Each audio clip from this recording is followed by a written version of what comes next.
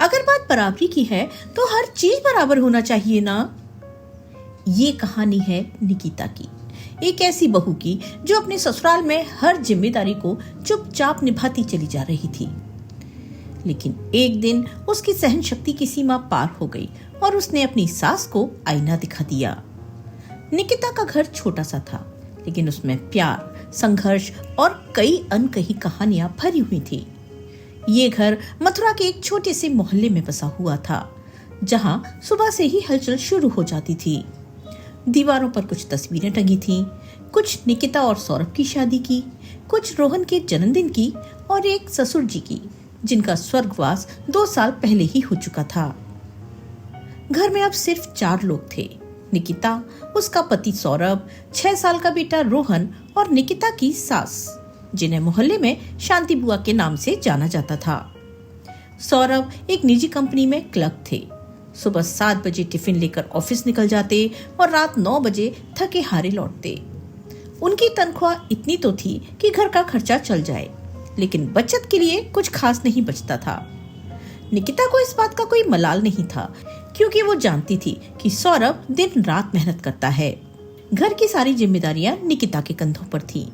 सुबह जल्दी उठकर वो रसोई में चाय का पानी चढ़ाती, सौरभ और रोहन के लिए टिफिन तैयार करती, रोहन को स्कूल के लिए तैयार करती और फिर घर की सफाई, कपड़े धोने और बाजार जाने का सिलसिला शुरू हो जाता।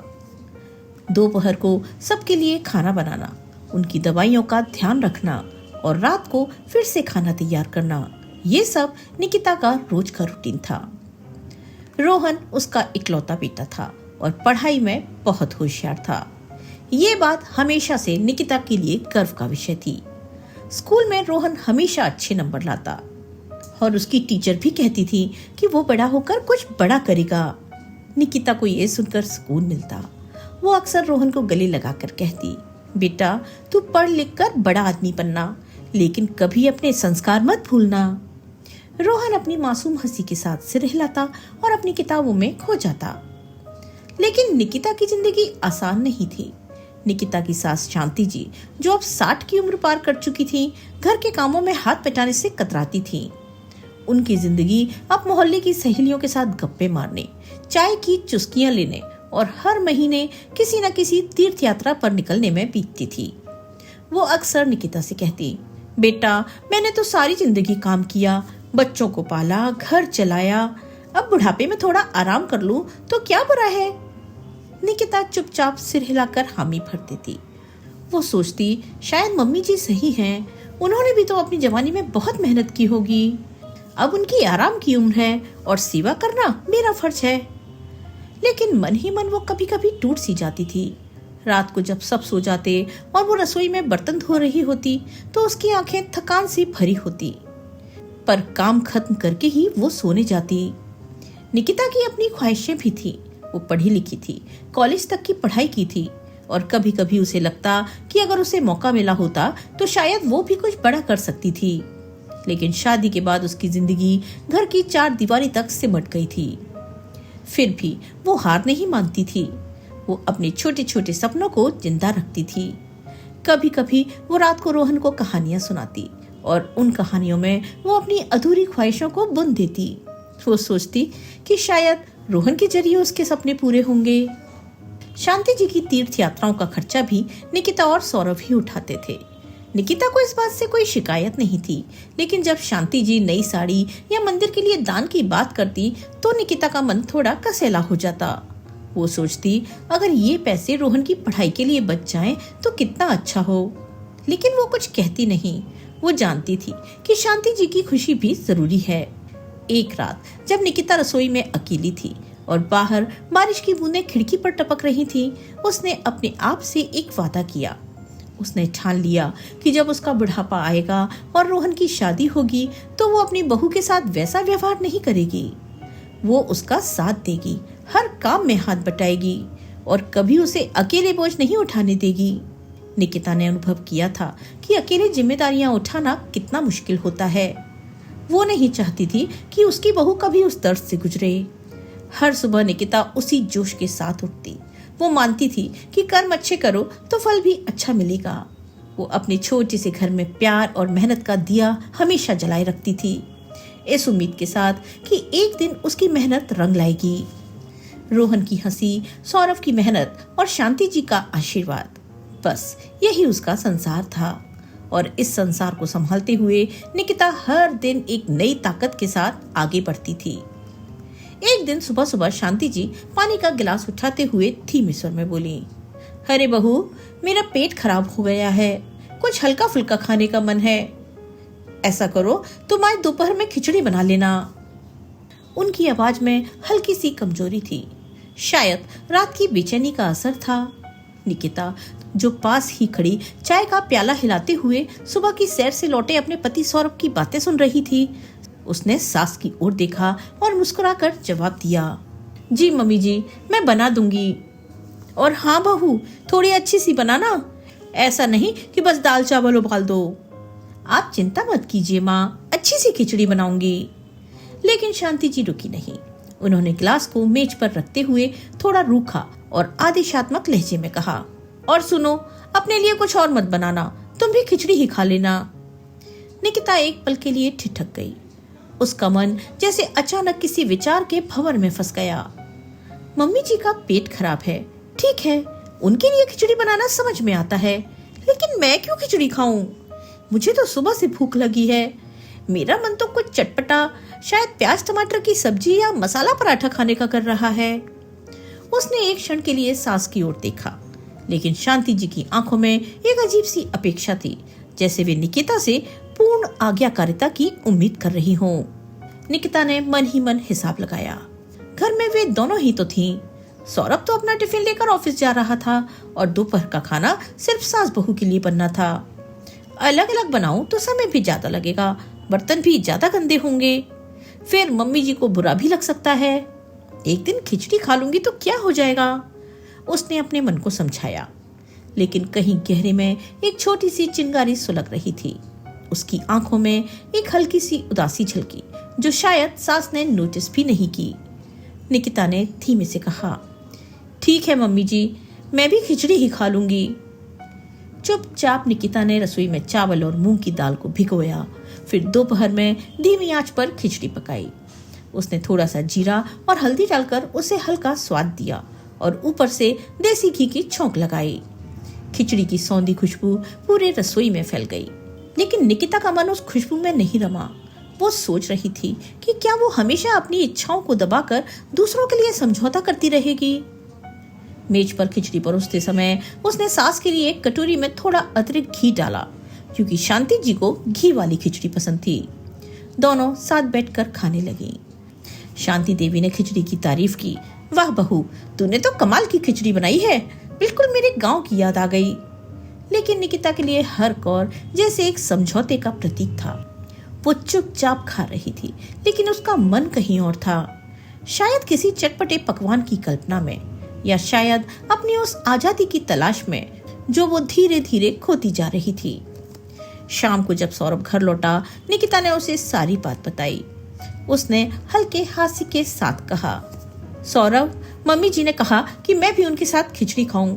मेरा तो कुछ और खाने का मन था, लेकिन मैंने सोचा चलो एक दिन की बात है। सौरभ ने हंसते हुए जवाब दिया, अरे माँ है, वो तो बस तुझे अपने साथ रखना चाहती हैं। उसकी हंसी में बेफिक्री थी, लेकिन निकिता के मन में कुछ और ही चल रहा था। सौरभ की बात सुनकर वो मुस्कुरा तो दी, लेकिन उसके दिल में एक छोटा सा विद्रोह जाग रहा था।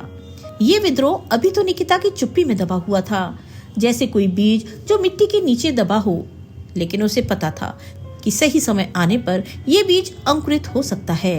वो सोचने लगी, क्या हर बार मुझे अपनी इच्छाएं दबानी पड़ेंगी? क्या मेरी अपनी पसंद, मेरी अपनी इच्छा का कोई वजूद नहीं? उस रात जब निकिता बिस्तर पर लेटी, उसका मन भारी था। वो सोच रही थी कि शायद ये सिर्फ खिचड़ी की बात नहीं थी, ये उसकी अपनी पहचान, उसकी छोटी छोटी इच्छाओं की बात थी, जो धीरे धीरे सास के आदेशों और घर की जिम्मेदारियों के नीचे दब रही थीं। उसने ठान लिया कि अगली बार वो अपनी बात रखेगी, शायद नम्रता से, लेकिन दृढ़ता के साथ, क्योंकि निकिता को अब यह एहसास होने लगा था कि अगर उसने अपनी आवाज को नहीं सुना तो वो धीरे धीरे खामोश हो जाएगी, और वो ये कभी नहीं चाहती थी। समय गुजरता रहा। एक दिन निकिता ने सोचा कि वो अपने लिए कुछ खास करेगी। रोजमर्रा की भागदौड़ में वो खुद को भूल सी गई थी। उसने तय किया कि वो खुद को थोड़ा संवारेगी, कुछ नया करेगी। वो उत्साह से भरी हुई नजदीकी पार्लर गई। वहां उसने अपने बालों को नए स्टाइल में कटवाया। बाल छोटे, चेहरे को खूबसूरती से उभारने वाले। हेयर स्टाइलिस्ट ने उसके चेहरे पर हल्का क्लीनअप भी किया, जिससे उसकी त्वचा में चमक आ गई। जब निकिता घर लौटी तो उसका बेटा रोहन उसे देखकर चहक उठा। उसने मासूमियत से कहा, मम्मा तुम कितनी सुंदर लग रही हो, बिल्कुल फिल्मों की हीरोइन जैसी। निकिता का दिल खुशी से झूम उठा। कितने दिनों बाद उसने अपने लिए समय निकाला था और ये तारीफ उसके लिए अनमोल थी। वो आईने के सामने खड़ी होकर खुद को निहारती रही। एक हल्की सी मुस्कान उसके चेहरे पर तैर रही थी। लेकिन अगले ही दिन कुछ ऐसा हुआ जिसने निकिता को हैरान कर दिया। उसकी सास शांति जी भी उसी पार्लर पर चली गई और ठीक वैसी ही हेयर स्टाइल करवाई जैसी निकिता ने करवाई थी। जब वो घर लौटी तो बड़े गर्व के साथ आईने के सामने खड़ी होकर बोली, देखो बहू, मैं भी तुम्हारी तरह जवान लग रही हूँ ना। निकिता ने उन्हें देखा। उनके सफेद बाल, चेहरे की झुर्रियां और वो हेयर स्टाइल जो उन पर बिल्कुल नहीं जच रहा था। फिर भी शांति जी का उत्साह देखकर निकिता के मन में मिली जुली भावनाएं उमड़ पड़ी। एक तरफ उसे हंसी आई कि शांति जी को ये क्या सूझा, दूसरी तरफ उसे थोड़ा अजीब भी लगा। अच्छा है मम्मी जी, कहकर निकिता अंदर चली गई। इधर शांति जी की सहेलियां मोहल्ले में उनकी तारीफों के पुल बांध रही थीं। कोई कहता, वाह शांति, तुम तो बिल्कुल हीरोइन लग रही हो, तो कोई चहक कर कहता, अरे तुम तो निकिता से भी 2 कदम आगे निकल गई। शांति जी ये सुनकर फूल कर कुप्पा हो जाती और उनकी आंखों में चमक आ जाती। अब ये ताना था या वे शांति जी का मजाक उड़ा रही थी, ये तो वही जाने। निकिता ये सब देखकर मन ही मन सोच में पड़ गई। उसे हंसी भी आ रही थी, लेकिन कहीं ना कहीं उसके दिल में एक तकलीफ भी थी। वो सोचने लगी, क्या माँ जी हमेशा मेरी नकल ही करती रहेंगी और अपने मन का मुझसे करवाती रहेंगी? क्या मैं यहाँ सिर्फ उनका हुक्म मानने और घर का काम करने के लिए हूँ? मेरी अपनी कोई पहचान नहीं है क्या? ये बात उसे बार बार कचोट रही थी। उसने सोचा कि वो जो कुछ भी नया करती है, माँ जी तुरंत उसे दोहरा देती हैं। चाहे वो नया हेयर स्टाइल हो, नया लहंगा हो या फिर कोई नया व्यंजन बनाने की कोशिश, माँ जी हर बार उसी राह पर चल पड़ती थी और सारा क्रेडिट भी ले जाती थी। निकिता को लगने लगा कि उसकी अपनी कोई खासियत, कोई अनोखी पहचान ही नहीं बची। एक शाम जब निकिता और उसका पति सौरभ साथ बैठे थे, निकिता ने अपनी बात छेड़ दी। उसने हल्के गुस्से और उदासी के मिश्रित स्वर में कहा, सौरभ, तुम्हारी माँ हमेशा मेरी कॉपी करती है। मैं कुछ नया करती हूँ तो वो तुरंत वही करती हैं, चाहे वो उनके लिए हो या नहीं। कभी खुद से कुछ नया नहीं सोचती। सौरभ ने बड़े आराम से कंधे उचकाए और हल्के हास्य के साथ कहा, अरे मम्मी है, अगर उनको इसमें खुशी मिलती है तो करने दो ना, इसमें बुराई क्या है? वो तुम्हें देखकर प्रेरित होती हैं, इसलिए तुम्हें कॉपी करती हैं, और इसमें तुम्हारा जा क्या रहा है? कहकर सौरभ टीवी देखने लगा। निकिता को सौरभ का ये लापरवाह रवैया और चुभ गया। वो मन ही मन सोचने लगी, क्या मैं सिर्फ एक नकल करने वाली छाया हूँ उनके लिए? क्या मेरी अपनी कोई पहचान नहीं? उसके मन में भावनाओं का तूफान उठ रहा था। प्यार, गुस्सा, उदासी और जलन का एक अजीब सा मिश्रण। और एक तरफ सौरभ, वो शायद इस स्थिति में फंस गया था। एक तरफ उसकी माँ जिनका वो सम्मान करता था, और दूसरी तरफ उसकी पत्नी जिसे वो प्यार करता था।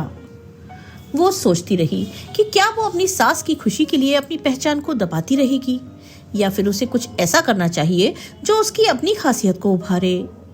निकिता के मन में ये सवाल बार बार उठ रहा था कि वो अपनी अनूठी पहचान कैसे बनाए रखे, ताकि वो न सिर्फ दूसरों की नजरों में बल्कि अपनी खुद की नजरों में भी खास बनी रहे। उसने ठान लिया कि वो अब कुछ ऐसा करेगी जो सिर्फ उसका अपना होगा, नकल से परे, उसकी अपनी कहानी। एक और घटना ने निकिता के सब्र का बांध तोड़ने की कगार पर ला दिया। यूं तो वो एक सौम्य और धैर्यवान बहू थी, जो अपनी सास और पूरे परिवार की हर छोटी बड़ी जरूरत का ख्याल रखती थी, लेकिन हर बार उसकी कोशिशों को नजरअंदाज कर दिया जाता और उसकी अपनी इच्छाओं को तवज्जो नहीं मिलती। इस बार एक साधारण सी खरीदारी ने उसके मन में उथल पुथल मचा दी। निकिता ने बाजार से अपने लिए एक नई साड़ी खरीदी थी, ऑरेंज रंग की, चमकीली, जिसे देखकर उसका मन खिल उठा था।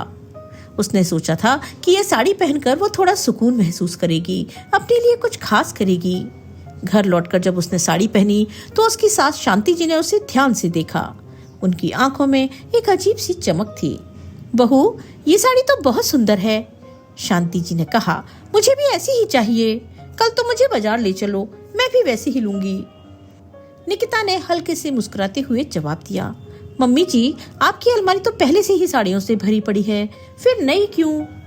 शांति जी ने तुरंत अपनी भौहें चढ़ाई और कहा, नहीं, मुझे तो तुम्हारी जैसी चाहिए, ऑरेंज साड़ी एक भी नहीं है मेरे पास। निकिता ने एक बार सोचा कि शायद ये उनकी सास का प्यार जताने का तरीका हो, लेकिन उसके मन में एक टीस उठी कि हर बार उसकी कोई भी छोटी सी खुशी शांति जी की जिद के आगे दब क्यों जाती थी। फिर भी उसने खुद को समझाया और अगले दिन शांति जी को बाजार ले गई। सुबह से घर का काम करके निकिता पहले से ही थक चुकी थी और ऊपर से बाजार की भीड़ और धूप। दुकान पर पहुंचकर शांति जी ने न सिर्फ वैसी ही ऑरेंज साड़ी चुनी, बल्कि 2 और साड़ी भी खरीद ली। इसके बाद वो पास ही एक शोरूम में गई और एक चमचमाता नेकलेस और एक जोड़ी भारी चूड़ियां भी खरीदी। निकिता चुपचाप उनके साथ चलती रही, सामान उठाती रही और दुकानदारों से मोल भाव करती रही, लेकिन उसका मन भारी होता जा रहा था। धूप की तपिश और थकान से उसे चक्कर आने शुरू हो गए। फिर भी वो रुकी नहीं। शांति जी की खुशी देखकर उसे लगा कि शायद यही उसका फर्ज है। लेकिन जब वे घर लौटे तो निकिता की हालत खराब हो चुकी थी। उसका सिर दर्द से फट रहा था और शरीर में एक अजीब सी कमजोरी छा गई थी। उसमें बिल्कुल हिम्मत नहीं थी कि वो उठकर खाना बना सके, पर घर आते ही सासू माँ ने चाय का आदेश दे दिया और शाम के खाने का मेन्यू बताकर अपने कमरे में चली गईं।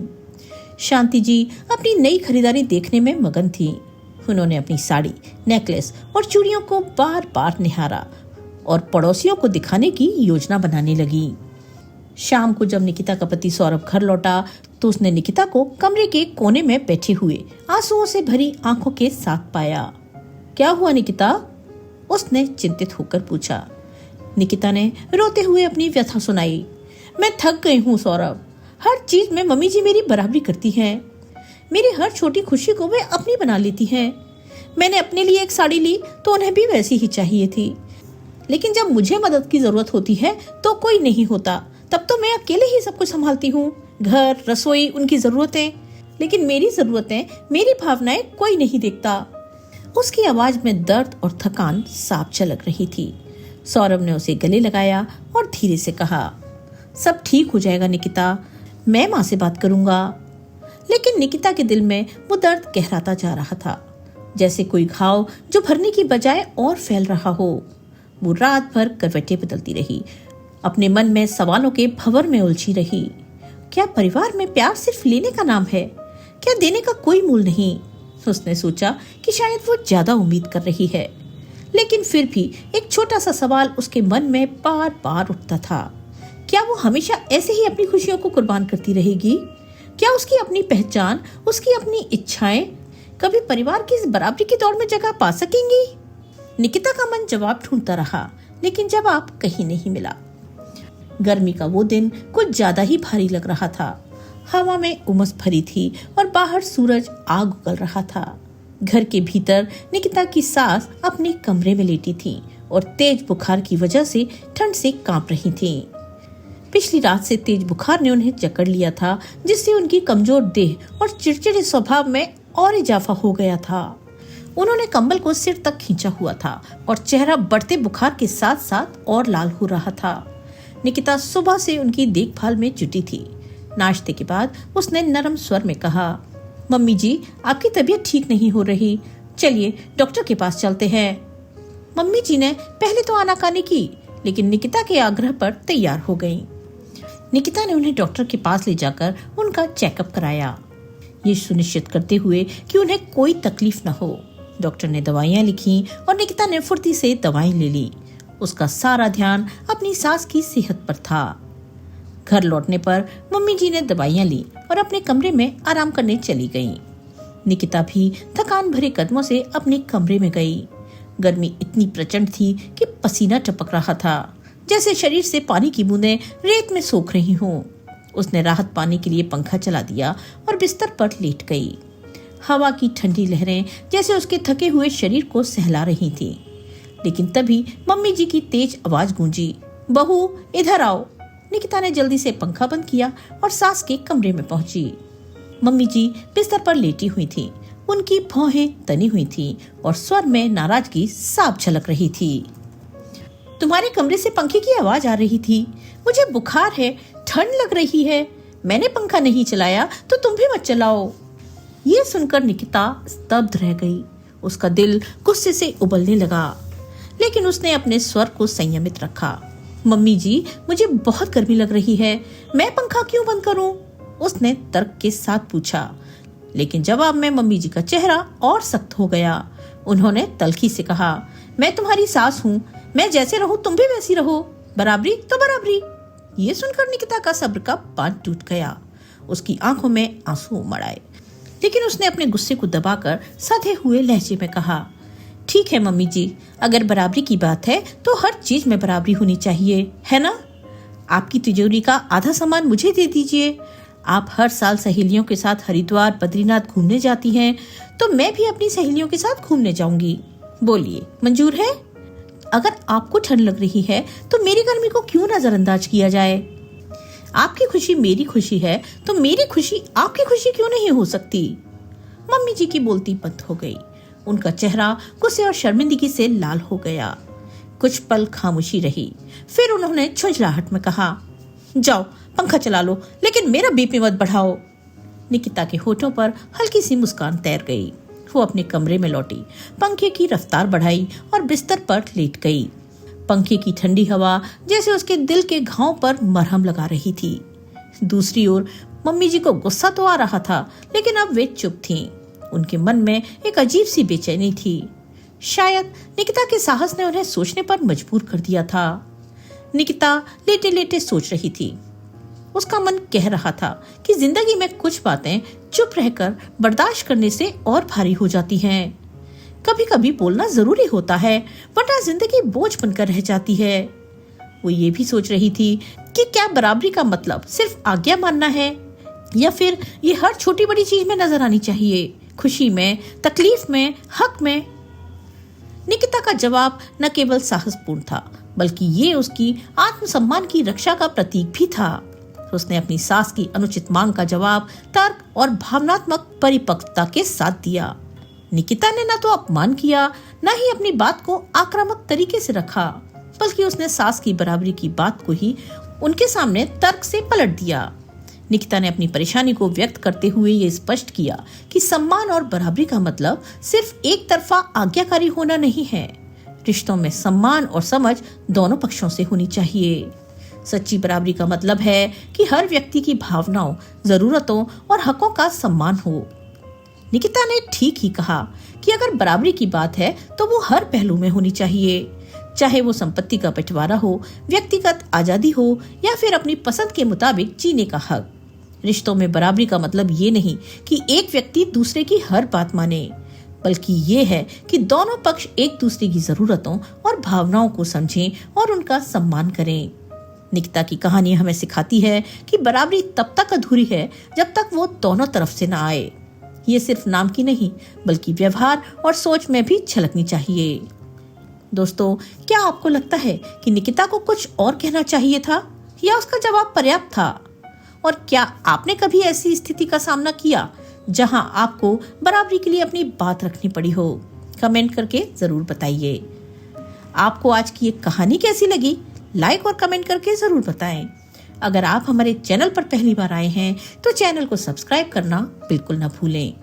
मिलते हैं एक नई कहानी के साथ। तब तक के लिए स्वस्थ रहिए, मस्त रहिए और अपने अपनों का ख्याल रखिए। आपका बहुत बहुत धन्यवाद।